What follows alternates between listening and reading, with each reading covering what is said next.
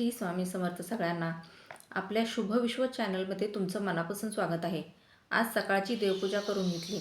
आज माझ्या कामाची जरा घाईच होणार होती म्हणा. जेवणात आळूचं गरगटं आणि मुळ्याची भाजी करणार आहे आणि सगळी कामं आवरून खवा बनवायला लागणाऱ्या चुली सारवणार आहे. आजच्या कामाचा छोटासा प्रवास तुम्हाला या व्हिडिओमध्ये दाखवते. चला तर मग सुरुवात करूया. गरगट्यासाठी लागणारे आळूची पाने स्वच्छ अशी धुवून घेतली आणि नीट करायला घेतली.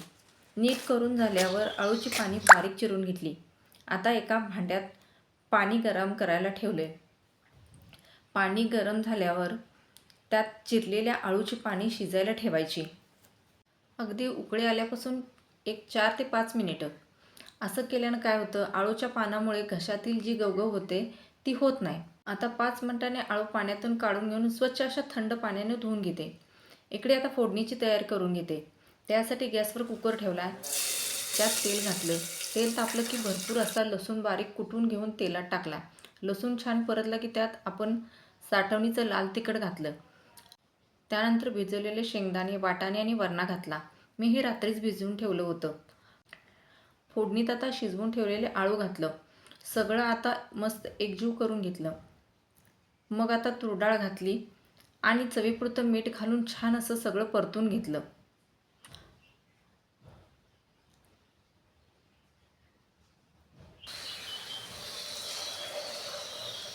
आणि त्यात गरम पाणी घालून वरून थोडी कोथिंबीर घालून मंद आचेवर 4 ते 5 शिट्या करायला ठेवलं.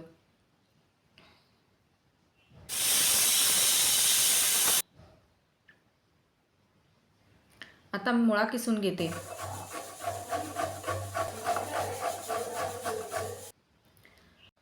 मुळा किसून झाल्यावर एका कढईत थोडा लालसर होईपर्यंत मुळा भाजून घ्यायचा.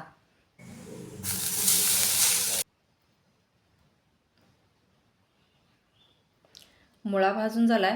आता फोडणी करून घेऊ. फोडणीसाठी एका पॅनमध्ये तेल घेतलं.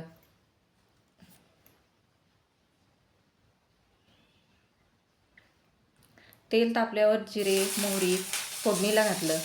कढीपत्ता, मिरची आणि कांदा घालून छान परतून घेतलं.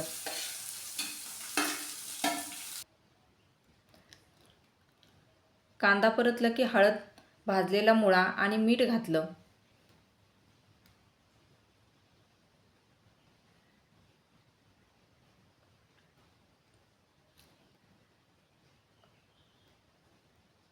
आणि भिजवून ठेवलेली डाळ पण घातली. सगळं आता छान परतून झालं की त्यात थोडी कोथिंबीर घालून घ्यायची आणि शिजायला ठेवायचं. मुळा शिजताना पाणी घालायची गरज पडत नाही. मुळातल्या पाण्यामुळे फक्त वाफेवर मुळा शिजला जातो. मुळा आता छान शिजलाय.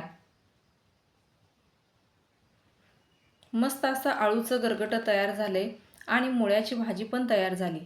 सोबतच भाकरी पण करून घेतल्या.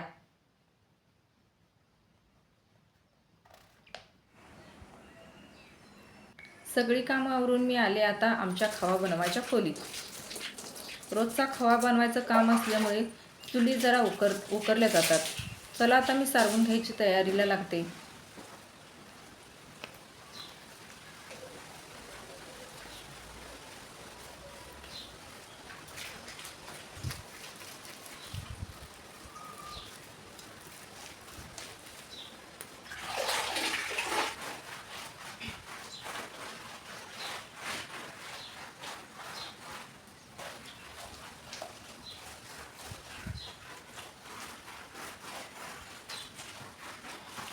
दोन्ही पण चुली सारवून झाल्या.